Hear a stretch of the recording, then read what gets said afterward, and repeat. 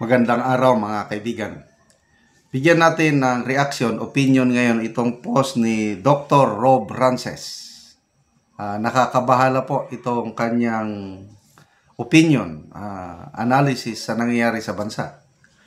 Sabi niya, in just 3 weeks, Philippine investors lost 1.7 trillion, wiped out by the shockwave of corruption behind flood control projects.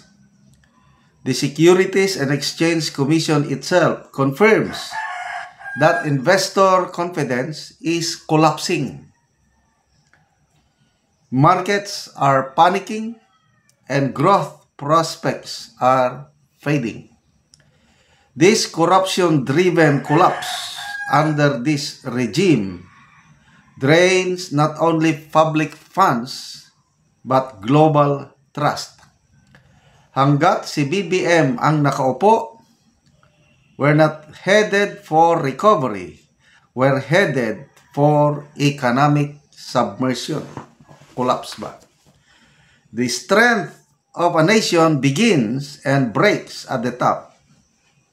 So, isinare ni Dr. Rob Rances ang article ng Inquirer.net, title, Corruption Woes or Problems Wipe Out 1.7 trillion wealth in stock market by Securities and Exchange Commission. Yun po ang payag ito.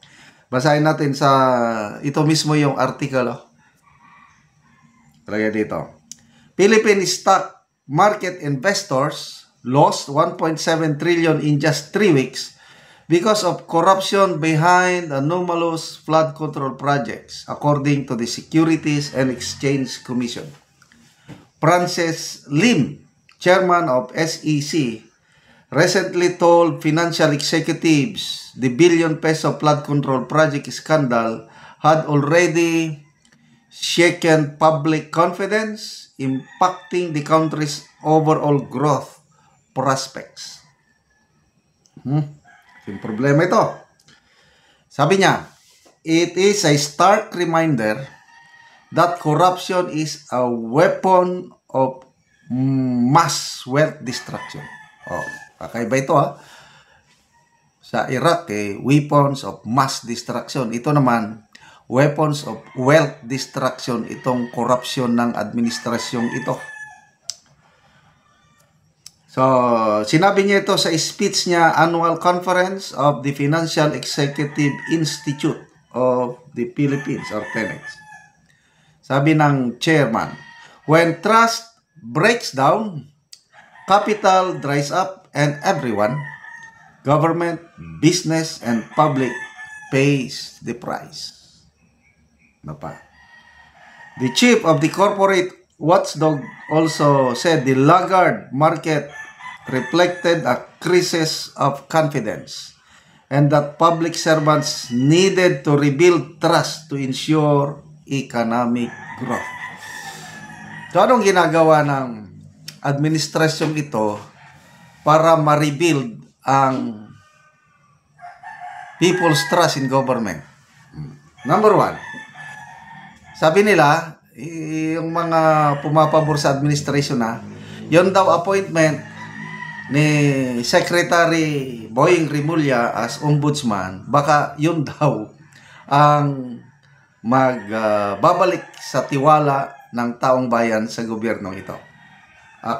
That's according to former Supreme Court Justice Antonio Carpio. Sabi naman ng Senate President Soto, ganon din, pinupuri niya.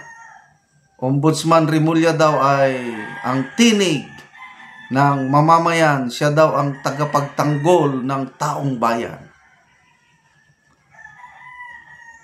Kung titignan mo ang reaksyon ng mga netizens dito sa pagka-appoint ni Secretary Boying Rimulya as ombudsman, halos 90% pataas, galit at saka tumatawa. Mga 10% lang yung naglalike. Kaya, to me, opinion ko lang ito, karamihan sa taong bayan, hindi katanggap-tanggap ang pagka-appoint ni Secretary Boying Rimullas Ombudsman. So, paano may babalik ang trust? Okay, sa investigasyon naman sa ICI. Nung una, maganda ang simula dahil nandyan si Mayor Magalong. Kailan? Nung sabi ni Mayor Magalong, may nasagasaan daw siya eh. Kaya, nung una, ang kanyang role is advisor and investigator. Biglang nagbago ang hangin. Kine-question na nila ang pag-imbestiga ni Mayor Magalong. Kaya nag-resign siya. Yung resignation ni Mayor Magalong, marami ang, isa na ako doon, marami na ang nawalan ng tiwala sa ICI. Parang pakitang tao lang. Opinion ko lang ito Kasi nga, yung hearing nila, private, ayaw nilang i-public. Kaya mismo ang CBCP, ang Iglesia ni Cristo, nananawagan na i-public ninyo. Bakit nyo itago? Next, ito naman, Blue Ribbon Committee hearing. Imbes na maganda ng simula, ngayon,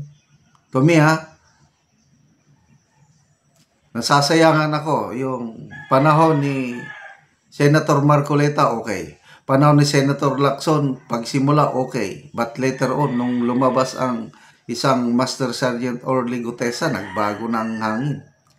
Bigla namang nag-resign si Senator Lacson. Ngayon, ang itinalaga, Senator Erwin Tulfo, nasabi niya, sometimes you must bend the law in order to please the people. Am I right, Mr. Secretary? Ombudsman na. Yes, sir. Ako, personal opinion lang ako, lalo na akong nawalan ng gana manood ng Senate Blue Ribbon Committee with Senator Erwin Tulfo as chairman. So, paano may babalik ang tiwala ng taong bayan sa I don't know. So, nakakabahala po ito. Biruin mo, 1.7 trillion worth sa stock market in 3 weeks na wala. Saan tayo papunta? Kaya, sabi ni Dr. Rob Rances, we are not heading for a recovery. We are heading for an economic collapse. God save the Philippines. Salamat mga kaibigan sa inyong pagsubaybay sa ating channel. Nakakatulong kayo ng malaki sa tribong Talandig ng Bukidnon dahil ang income natin sa channel na ito, pantulong sa tribo. Namimigay tayo ng livelihood assistance sa kanila. Nagpapatanim ng saging lakatan at Arabica coffee. Panoorin nyo ang video na ito. Ako sa area sa kapihan ni Manoy Sidrino, so ako silang bisitahon kay mag-abuno sila silang kape. Ug muna ni ang itsura sa kape ni Manoy Sidrino nga tulo na kabulan, so well grow ang ilang ginaabuno karon. So daghan na gyud og sanga. So kaluoy sa Ginoo maayo gid ang among tanom. So well grow ang ginabutang.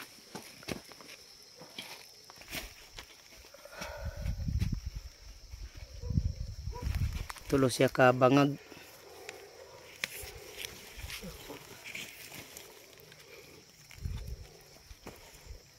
So man sa pagatabunan para gyud nga mo suyop gyud ang kape og abono. Para dili mo kuan na sa ulan. So naagibutang sa ibabaw ang bangag para gyud nga dili mabanla sa ulan. Dagan na kayog sanga. Gawas nga hinlo, tambok. Hinluan kay aron dali mangunod. Dali mamunga. Karon naman sa pag-abono mag-spray na pod si Manoy.